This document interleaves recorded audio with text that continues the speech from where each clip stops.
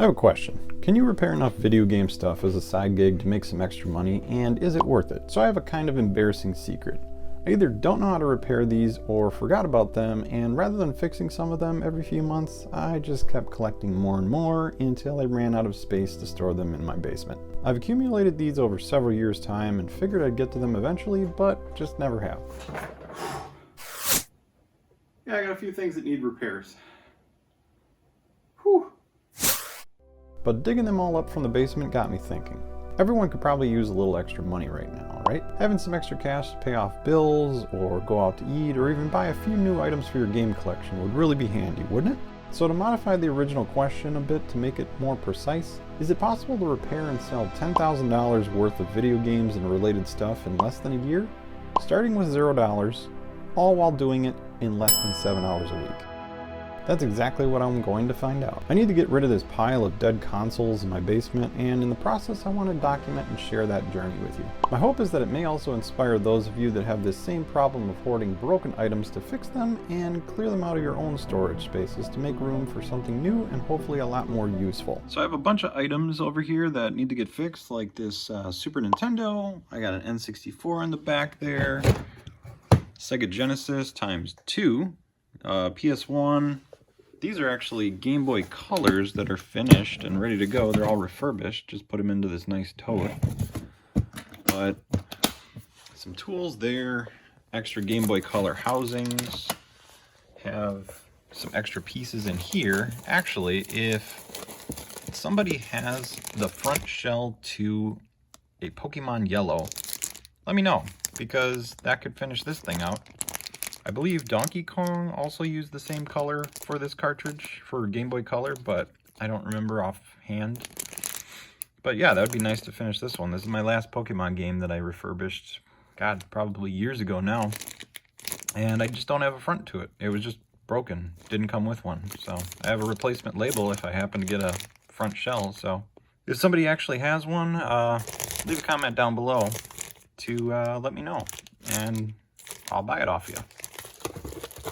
But I got a bunch of random extra parts in there. These are actually cleaned Game Boy Color shells that are ready to go if I happen to have any extra Game Boy Color guts to go with them. NES pieces underneath there. Extra PS2 controllers, another Sega Genesis. Got these random stuff. Random pieces here. This is extra parts for Sega Game Gears and controllers. Extra controllers for PS2 that need to get fixed. Got a box of random stuff over here. Sega Game Gear. I'm pretty sure this is a Sega Game Gear as well. And a PS2 in the corner there that I believe the optical drive is having problems with it, but it's in the box. It's in pretty good shape. It's actually a friend of mine's. Haven't fixed that yet, but I have random spare parts and things. And, oh, hey, look at this. I found the spring from the Xbox 360 battery cover video. I had no idea where the heck that thing went, but apparently it landed over here. Couldn't find it for all this time, but hey, well, now I have that to put together. But yeah, it's just stuff that needs to get fixed, and I haven't gotten around to it yet. But I think I need to establish some rules for this repair challenge. First off, no debt. I start with $0 and need to repair items I already have in order to make money to buy new parts and items to fix. I know I'm going to need to buy new items at some point, but I'll start with what I have available for now. The second rule is I have a maximum of 7 hours a week to do any testing and repairs. 1 hour per day, or 365 hours in total for the year. That way I can't spend hours and hours working on stuff to hit the goal right away if I have time. Everyone is busy, and I'd like to know if it's possible to have this truly be a side gig. Rule number 3, there's no cost for supplies and stuff that I already own, but anything new will need to be purchased from the money made from the repairs.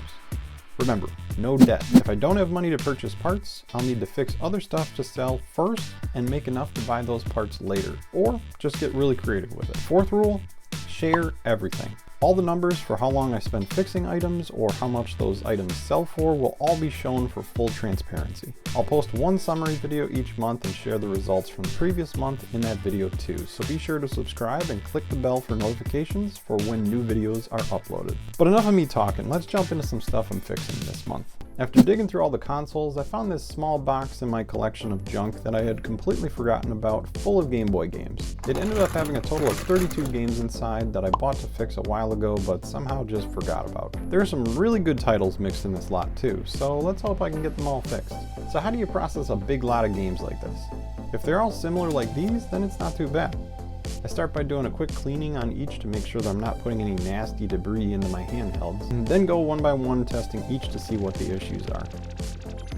I then label them and make piles of the different issues so then I can go back and address each one individually. A good portion of these carts were pretty beat up. There are a few great looking ones, but for the most part this is a really rough looking lot. Broken housings, damaged labels, staining, and even some missing parts too. Also be aware, if you purchase repair items online like I do, some people swap out good games for other less desirable ones. In this instance, this should be a copy of Super Mario, but instead is James Bond. I've had this happen many times in the past, and the most notable time was when I bought a non-working copy of Earthbound for Super Nintendo that turned out to be the Jungle Book. I tested it and it was indeed a non-working board, so on good faith the seller may have not known it was swapped, but it's still really suspicious. In the end I was able to work it out with the seller by explaining everything, but still, case swaps do happen, and it's pretty common. I found a few other small defects I could fix quickly, like the center pin in this copy of Home Alone that was almost broken. It's a quick fix with some super glue, but make sure to have it fully dry before you're putting your cartridge back together.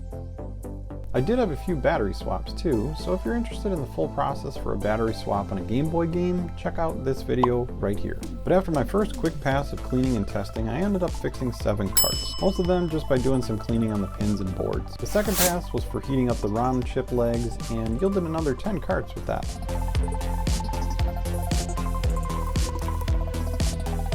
And the third pass was doing a quick reheat on RAM chip legs to fix the saving issues.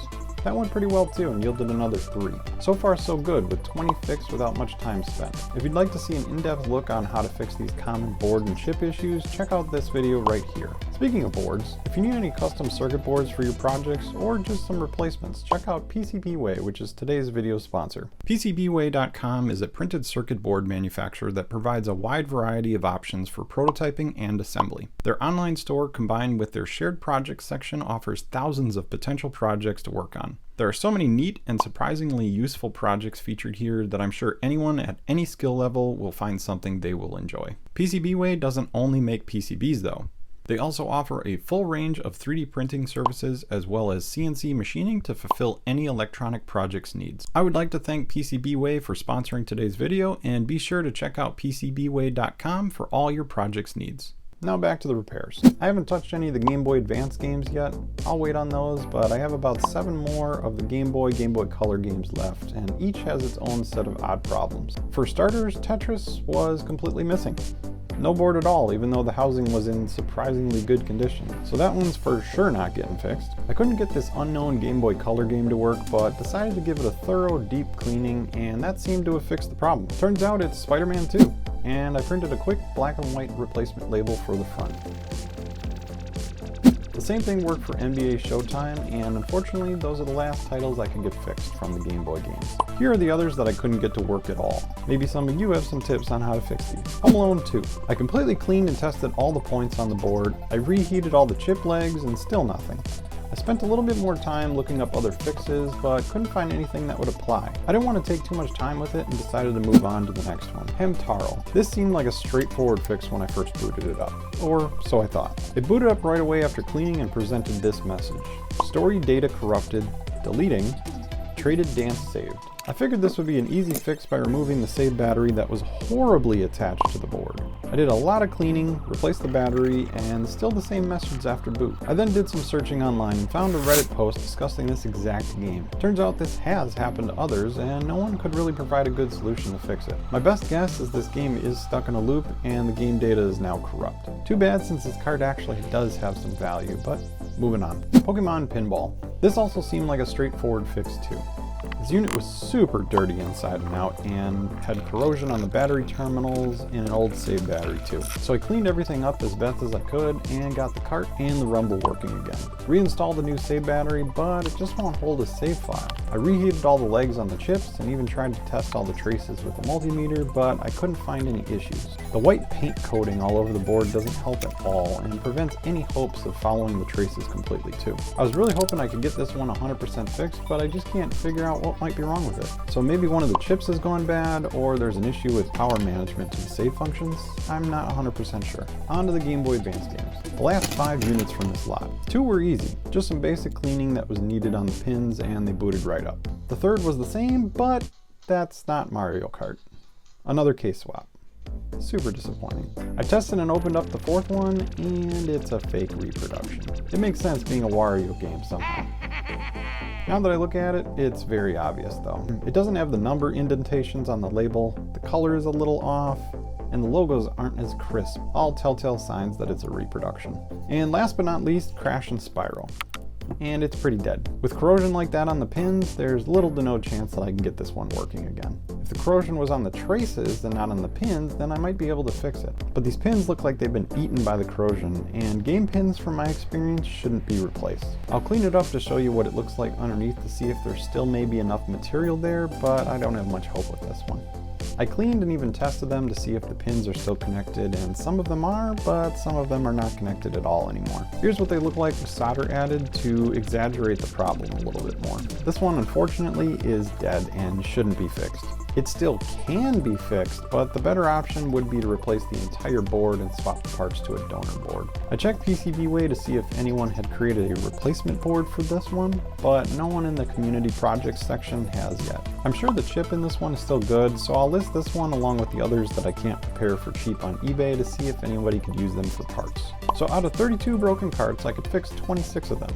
Not bad. I'm going to get these all cleaned up and listed online for sale in my eBay store. If you'd like to check out all the items I have for sale there, I'll leave a link in the description to my store page. I also added a coupon code for 5% off anything in the store as a thank you for my YouTube subscribers to take advantage of. I appreciate you taking the time to watch my videos and even more so to check out my eBay store. Thanks in advance for looking, and I really appreciate the support.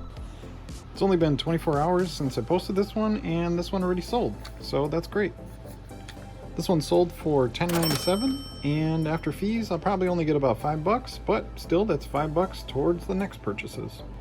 This one also sold for $22.97. Nice.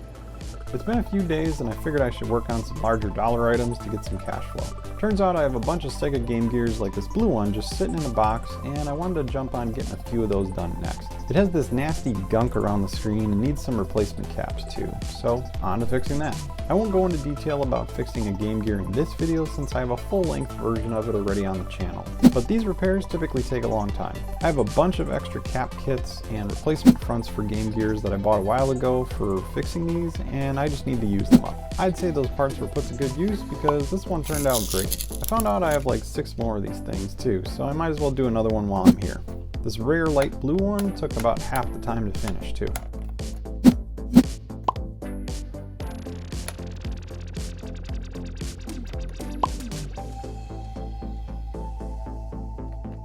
It's been another few days, and next up is a box of original Xbox controllers. Let's get all these tested and see what we find. I'm going to need some of these for when I fix the Xbox consoles too, so I might as well start working on them now. I always use Halo to test them because it uses nearly every button on the controller and is a pretty quick load in the beginning too. My method for testing is basically I hit every button and try to shake each of the controllers a bit to make sure they will stay connected. Many times these have issues with the quick disconnect ends or the cords in general, and I want to make sure when someone buys a tested controller from me that it actually is tested too. Don't even need to bother testing that one.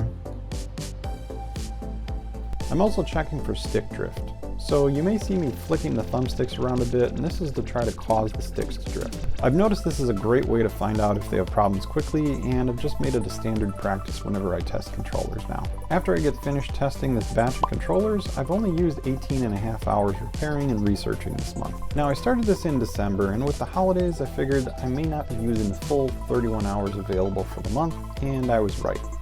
but not for the reasons I had originally thought. I got sick with a cold right around Christmas, and that sickness turned into another sickness around New Year's that has now lasted for almost a total of 4 weeks. I'm feeling better now, and we'll be back to fixing stuff soon, but I know December was a little short on the repairs that got done, and January will for sure be a bit short too. But that's okay.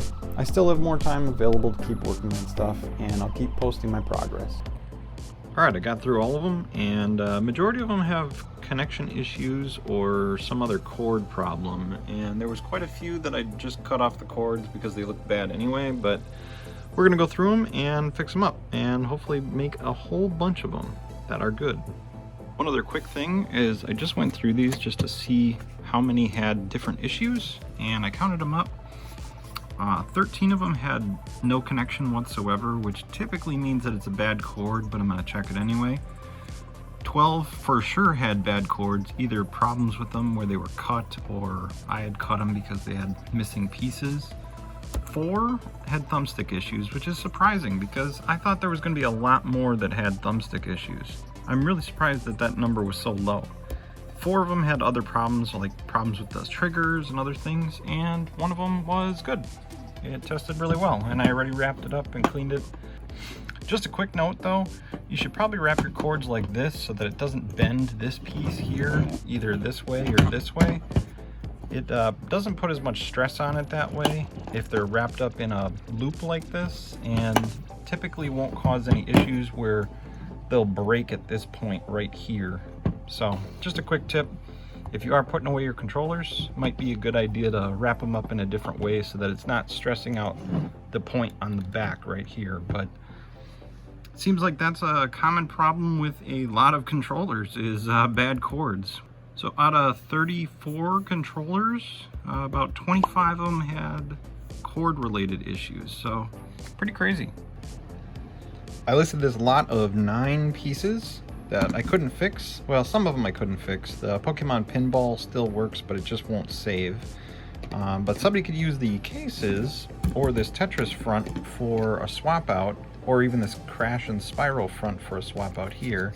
This one didn't have any circuit board in it, so the Mario Kart thing could be also a swap.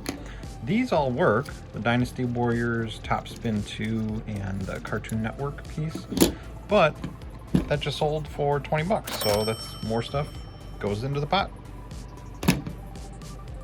So, had a pretty good weekend in sales. Sold 4 separate items over the weekend. Spider-Man 2, without the label, this is just a replacement, I sold for $13.97. Super Mario Bros. Deluxe with a new save battery, and I happened to find an extra manual that I just had sitting inside of some other bins. I have no idea where that came from, but there it is. But this set sold for $34.97. This lot of 9 Game Boy Color games was $29.97.